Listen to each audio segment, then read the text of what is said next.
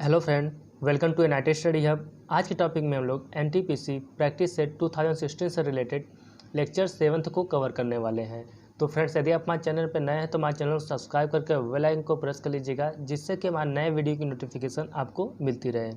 तो friends, video को and तक देखिएगा, क्योंकि हम लोग बीच बीच में करंट अफेयर के क्वेश्चन को भी कवर करने वाले हैं, जो कि आपके एनटीपीसी एग्जाम के लिए बहुत ही महत्वपूर्ण होगा।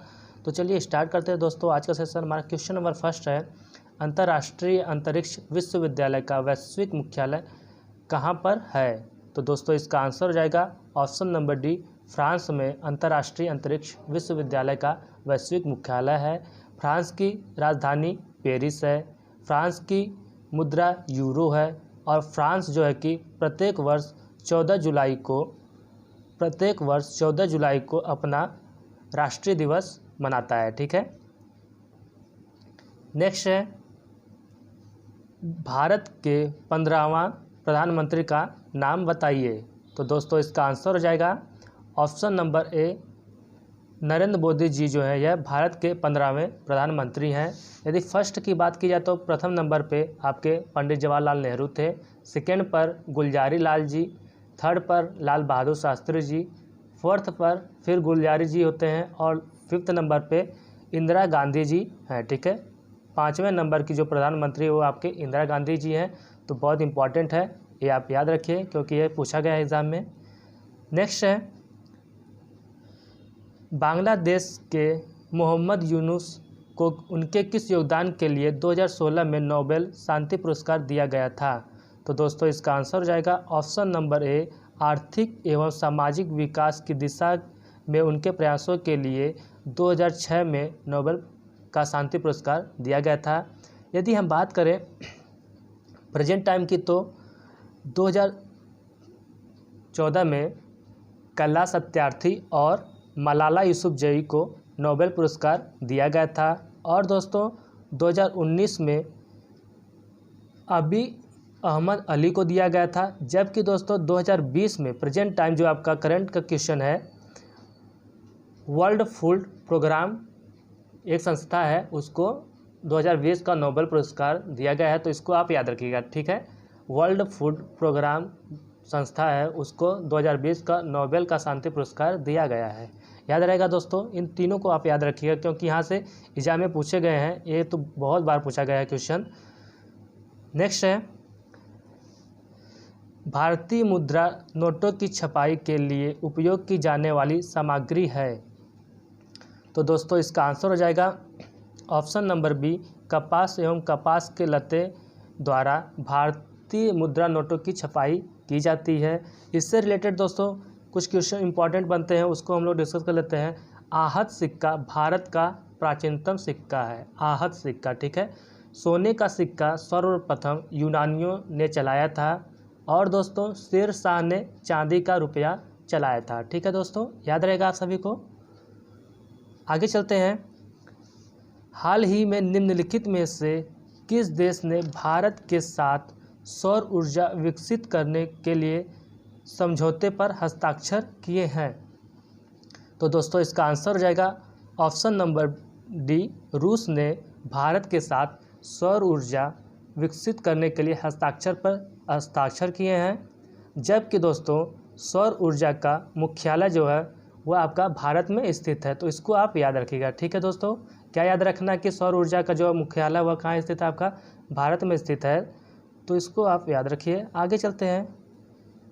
शोर के लिए किस स्तर से ऊपर का शोर कान में दर्द एवं क्षति का कारण होता है? तो दोस्तों इसका आंसर हो जाएगा ऑप्शन नंबर बी, जो है लगभग 130 डेसिबल। ठीक है, लगभग 130 डेसिबल जो होता है वह कान में दर्द एवं क्षति का कारण होता है। और दोस्तों डेसिबल जो है वह दोस्तों आपकी मापक इकाई है। ठीक है, ध्वनि की मापक इकाई डेसिबल है। और जो नॉर्मल साउंड होता है दोस्तों कानों के लिए आपका होता है 30 से 35 डेसिबल। ठीक है, तो इसको आप याद रखिएगा, क्योंकि आपका बहुत महत्वपूर्ण है, जो कि एग्जाम में पूछा जाता है। ठीक है, आगे चलते हैं दोस्तों। अरुणाचल प्रदेश की राजधानी कौन सी है? तो दोस्तों यह एनटीपीसी 2016 का सबसे इजी क्वेश्चन है। तो इसका आंसर क्या हो जाएगा दोस्तों? इसका आंसर हो जाएगा ऑप्शन नंबर सी, ईटानगर। ठीक है, अरुणाचल प्रदेश की राजधानी ईटानगर है। यदि इसकी बात करें अरुणाचल प्रदेश की, तो अरुणाचल प्रदेश को इससे पहले नेफा नाम के से जाना जाता था, ठीक है। नेफा नाम से अरुणाचल प्रदेश को जाना जाता था। अरुणाचल प्रदेश जो है दोस्तों, यह 3 देशों के साथ अंतर्राष्ट्रीय सीमा बनाता है, चीन, भूटान और म्यांमार के साथ, ठीक है दोस्तों। अरुणाचल प्रदेश भारत की सबसे पूर्वी बिंदु जो है कि अरुणाचल प्रदेश में स्थित है, ठीक है। वो नेक्स्ट आपका आता है प्रसिद्ध केंट टावर किस देश में स्थित है। तो फ्रेंड्स इसका आंसर हो जाएगा ऑप्शन नंबर ए, चीन में स्थित है। कहाँ स्थित है दोस्तों, तो चीन में प्रसिद्ध केंट टावर स्थित है। चीन की राजधानी बीजिंग है और चीन की मुद्रा जो है आपकी दोस्तों युआन है, याद रहेगा। और दोस्तों चीन जो है वह विश्व का तीसरा सबसे बड़ा देश है। पहले पे आपका है रूस, दूसरे पे आपका है कनाडा, तीसरे पे चीन है, भारत 7वें पे है और अर्जेंटीना 8वें पे है, याद रहेगा आप सभी को। नेक्स्ट है पादप विज्ञान में किसका अध्ययन किया जाता है। तो दोस्तों जैसे नाम से ही पता चल जाता है कि पादप विज्ञान, ठीक है, तो इसका मतलब होता है पौधों से रिलेटेड है। तो इसका आंसर हो जाएगा ऑप्शन नंबर बी, ठीक है। पादप विज्ञान में पौधों का अध्ययन किया जाता है, जबकि दोस्तों फाइकोलॉजी में शैवाल का अध्ययन किया जाता है। तो इस वर्ड को आप याद रखिएगा, याद रहेगा, ठीक है। आगे चलते हैं। चेचक यानी कि चिकन पॉक्स किस वायरस के कारण होता है। तो दोस्तों यह क्वेश्चन जो है कि अभी 2019 में उत्तर प्रदेश अधीनस्थ सेवा अधिकारी में भी पूछा है, तो ये काफ़ी इंपॉर्टेंट है। एनटीपीसी के अलावा पूछा भी गया है। तो आपका ये हो जाएगा ऑप्शन नंबर बी, वेरिसेला, ठीक है। वेरिसेला जो है वह चिकन पॉक्स वायरस होता है, ठीक है। इसके कारण जो होता है आपका चिकन पॉक्स जो होता है वेरिसेला वायरस के कारण होता है। यदि हम बात करें चेचक की, तो चेचक की खोज जो है दोस्तों एडवर्ड जेनर ने किए थे। पोलियो की खोज दोस्तों जोनास साल्क ने किए थे और रेबीज के टीके की खोज दोस्तों लुइस पास्चर ने किए थे, याद रहेगा आप सभी को। आगे चलते हैं। कीमोथेरेपी किस रोग के उपचार के लिए दी जाती है। तो दोस्तों कीमोथेरेपी जो होता है वह कैंसर रोग के उपचार के लिए दिया जाता है। आगे चलते हैं फ्रेंड्स। श्रवणबेलगोला कहाँ पर स्थित है। तो फ्रेंड्स श्रवणबेलगोला जो है वह कर्नाटक राज्य में स्थित है। और दोस्तों श्रवणबेलगोला का संबंध जैन धर्म से है। किस धर्म से है दोस्तों, तो जैन धर्म से श्रवणबेलगोला का संबंध है। और फ्रेंड्स श्रवणबेलगोला में ही चंद्रगुप्त की मृत्यु हुई थी। चंद्रगुप्त मौर्य के गुरु का नाम भद्रबाहु है। इतना सब याद रहेगा दोस्तों, काफ़ी इजी है और इम्पॉर्टेंट भी है, तो याद रखिए। आगे चलते हैं। MS ऑफिस एक है, तो कंप्यूटर से रिलेटेड क्वेश्चन पूछा गया है दोस्तों। तो इसका आंसर हो जाएगा MS ऑफिस जो होता है वह एक एप्लीकेशन सॉफ्टवेयर होता है। क्या होता है दोस्तों, तो एप्लीकेशन सॉफ्टवेयर आपका MS ऑफिस होता है। आगे चलते हैं। खगोलीय लिपि क्या है दोस्तों क्वेश्चन, तो खगोलीय लिपि वर्ष को डैश में मापा जाता है। तो दोस्तों इसका आंसर हो जाएगा ऑप्शन नंबर बी, प्रकाश वर्ष में, ठीक है। खगोलीय लिपि वर्ष को प्रकाश वर्ष में मापा जाता है। और दोस्तों एक प्रकाश वर्ष बराबर होता है आपका, एक प्रकाश वर्ष बराबर होता है दोस्तों 9.46 गुणे 10⁻15 मीटर। कितना होता है दोस्तों, तो 9.46 गुणे 10⁻15 मीटर एक प्रकाश वर्ष बराबर होता है। तो इसको आप याद रखिए, ठीक है। ये आपका RRB में भी और ग्रुप डी में भी पूछा था, तो इसको भी आप याद रखिए। नेक्स्ट है क्वेश्चन नंबर 15 दोस्तों। फीफा द्वारा 7 जनवरी 2016 को जारी सूची में शीर्ष स्थान पर कौन था। तो दोस्तों इसका आंसर हो जाएगा ऑप्शन नंबर सी, बेल्जियम था, ठीक है। बेल्जियम जो था वह फीफा द्वारा जारी सूची में शीर्ष स्थान पर था, याद रहेगा। आगे चलते हैं। वायु प्रदूषण के संदर्भ में PM का तात्पर्य है। तो दोस्तों इसका आंसर हो जाएगा ऑप्शन नंबर सी, कणकीय पदार्थ, ठीक है। कणकीय पदार्थ जो है वह आपका PM का तात्पर्य यानी कि पार्टिकुलर मैटर, क्या मतलब हो गया फ्रेंड्स? तो पार्टिकुलर मैटर। नेक्स्ट है GSAT-16 क्या है? तो दोस्तों GSAT-16 जो था वह आपका संचार उपग्रह है, तो इसका ऑप्शन नंबर डी सही होगा। यदि हम बात करें भारत का प्रथम उपग्रह का, तो भारत का प्रथम उपग्रह आर्यभट्ट था, जिसको सोवियत संघ के सहयोग से 1975 में लॉन्च किया गया था। ठीक है, कब किया गया था दोस्तों? तो 1975 में। नाम क्या था? आर्यभट्ट। याद रहना चाहिए आप सभी को। आगे चलते हैं। सांडों को वश में करने का खेल जल्लीकट्टू किस राज्य में प्रसिद्ध है? तो दोस्तों इसका आंसर हो जाएगा ऑप्शन नंबर सी, तमिलनाडु राज्य में यह प्रसिद्ध है। फिलहाल इस पर दोस्तों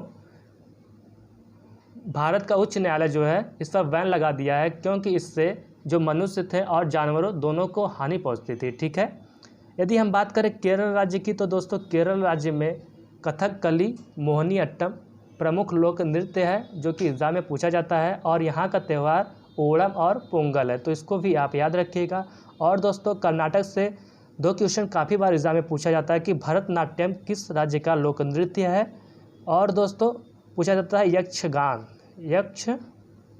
किस राज्य का लोक नृत्य है? तो दोस्तों भरतनाट्यम और यक्षगान जो है आपका कर्नाटक राज्य से रिलेट करता है, तो इसको आप याद रखिएगा, बहुत ही इम्पॉर्टेंट है आपके एग्ज़ाम के लिए। आगे चलते हैं दोस्तों। किस नदी को दक्षिण गंगा के नाम से भी जाना जाता है?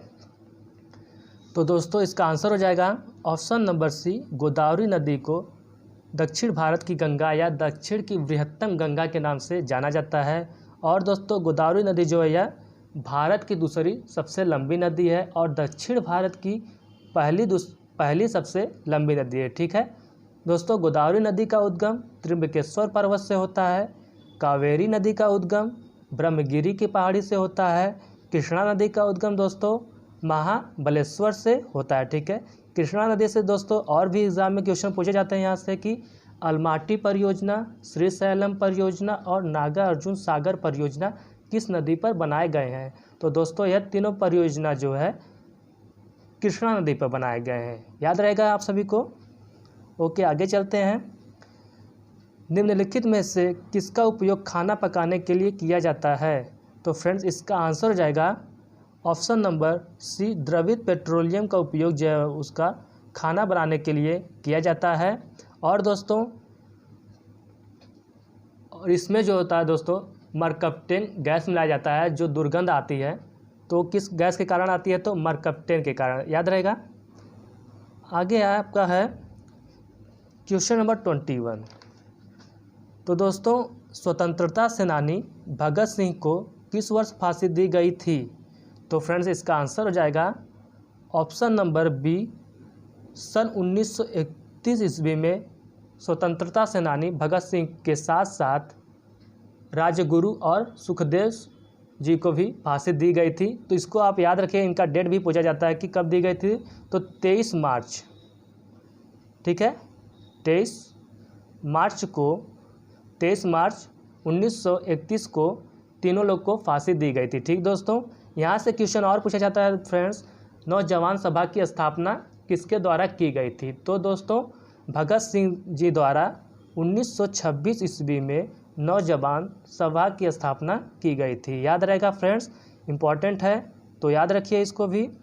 आगे चलते हैं। भूकंप आने का कारण क्या है? तो फ्रेंड्स इसका आंसर क्या हो जाएगा?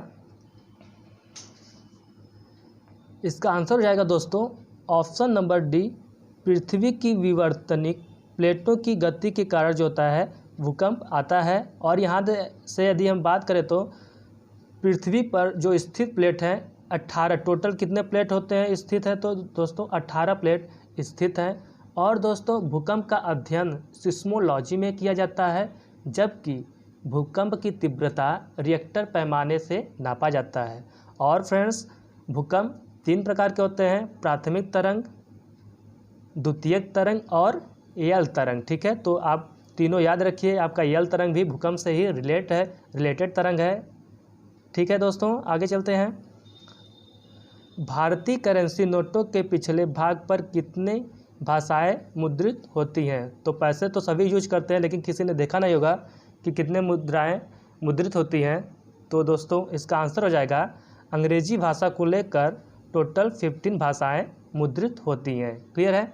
तो याद रखिए दोस्तों, नोट को कभी कभी ध्यान से देख लिया कीजिए, क्योंकि वहाँ से क्वेश्चन पूछे जाते हैं कि जो कि 2000 के नोट पर किस प्रकार का मतलब कि फिगर छपा है, या फिर 10 के नोट पर किसका फिगर छपा है। तो इन सब को याद रखिए, जो आपके एग्ज़ाम के लिए बहुत हेल्प, काफ़ी इजी क्वेश्चन है।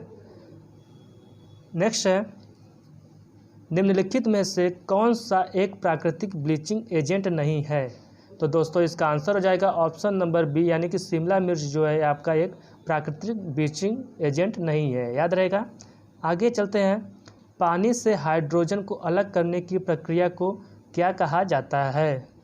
तो दोस्तों पानी से हाइड्रोजन अलग करने की प्रक्रिया को विद्युत विघटन कहा जाता है। क्या कहा जाता है? इलेक्ट्रोलिसिस कहा जाता है, विद्युत विघटन कहा जाता है। ठीक है दोस्तों, यहाँ से क्वेश्चन एक और बनता है दोस्तों कि विद्युत अपघटन, यहाँ पे विद्युत विघटन है, तो हमने क्या बोला? विद्युत अपघटन का नियम किसने दिया था? तो माइकल फैराडे जी ने विद्युत अपघटन का नियम दिए थे। याद रहेगा।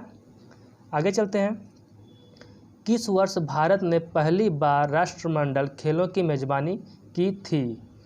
तो दोस्तों इसका आंसर हो जाएगा ऑप्शन नंबर डी, सन 2010 में भारत ने राष्ट्रमंडल खेलों की मेज़बानी की थी, जबकि पहली बार राष्ट्रमंडल खेलों की शुरुआत 1930 ईस्वी में हैमिल्टन में किया गया था। ठीक है। नेक्स्ट है, क्लाउड कंप्यूटिंग क्या है? तो दोस्तों इसका आंसर हो जाएगा ऑप्शन नंबर ए, एक प्रकार की सर्विस है। ठीक है। क्लाउड कंप्यूटिंग जो होता है वह एक प्रकार की आपकी सर्विस होती है। तो याद रखिएगा सारे क्वेश्चन को, बहुत इंपॉर्टेंट है, आपके एनटीपीसी के अलावा अदर भी एग्जाम में पूछे जाते हैं और पूछे भी गए हैं। तो दोस्तों वर्तमान में प्रचलित भारतीय राष्ट्रीय ध्वज का डिजाइन किसके द्वारा तैयार किया गया था? तो फ्रेंड्स इसका आंसर हो जाएगा ऑप्शन नंबर सी, पिंगली वेंकैया द्वारा भारतीय राष्ट्रीय ध्वज का डिजाइन तैयार किया गया था। और दोस्तों तिरंगे की जो होती है चौड़ाई इंटू लंबाई जो होती है आपका 3:2 की रेशियो में होती है, तो इसको आप याद रखिएगा। ठीक है। नेक्स्ट है, 1 रुपये के नोट पर किसके हस्ताक्षर होते हैं? तो दोस्तों इसका आंसर हो जाएगा ऑप्शन नंबर डी, केंद्रीय वित्त सचिव का जो होता है 1 रुपये के नोट पर हस्ताक्षर होते हैं, बाकी सभी नोटों पर गवर्नर के हस्ताक्षर होते हैं। ठीक है। यदि हम बात करें आरबीआई के गवर्नर की, तो प्रेजेंट टाइम में आरबीआई के जो गवर्नर है वो आपके हैं शक्तिकांत दास जी। ठीक है। और डॉक्टर मनमोहन सिंह ऐसे भारतीय प्रधानमंत्री हैं जिनका नोटों पर भी हस्ताक्षर है, तो इसको भी आप याद रखिएगा। और यहाँ से क्वेश्चन और पूछा जाता है दोस्तों कि आरबीआई में कितने उप गवर्नर होते हैं? तो 4 उप गवर्नर आरबीआई में होते हैं, तो इसको भी आप याद रखिएगा। ठीक है। कितने उप गवर्नर होते हैं दोस्तों? तो 4 उप गवर्नर। नेक्स्ट है, स्वतंत्र भारत में भारतीय राष्ट्रीय कांग्रेस की पहली महिला अध्यक्ष कौन थी? तो दोस्तों इसका आंसर हो जाएगा option number B, Indira Gandhi ji जो है यह भारतीय राष्ट्रीय कांग्रेस की पहली महिला अध्यक्ष थी। ठीक है। नेक्स्ट है, प्रधानमंत्री जन धन योजना किसके तहत किस राज्य ने वित्तीय समावेशन हासिल किया है? तो दोस्तों इसका आंसर हो जाएगा ऑप्शन नंबर ए, मेघालय ने। ठीक है। मेघालय ने प्रधानमंत्री जन धन योजना के तहत वित्तीय समावेशन हासिल किया है। और दोस्तों प्रधानमंत्री जन धन योजना की शुरुआत जो है वो आपका 28 अगस्त कब किया गया था दोस्तों? तो 28 अगस्त 2014 में किया गया था। ठीक है। क्लियर है। आगे चलते हैं दोस्तों। अग्नि की उड़ान के लेखक कौन है? तो फ्रेंड्स इसका आंसर हो जाएगा option number C, doctor APJ Abdul Kalam ji जो हैं वो थे आपके अग्नि की उड़ान के लेखक थे। ठीक है दोस्तों। तो आज का यह लास्ट क्वेश्चन था। तो आई होप फ्रेंड्स कि आप सभी को सेशन पसंद आया हो, तो वीडियो को लाइक और कमेंट करते रहिएगा। तब तक के लिए मिलते हैं दोस्तों नेक्स्ट वीडियो में। जय हिंद, जय भारत।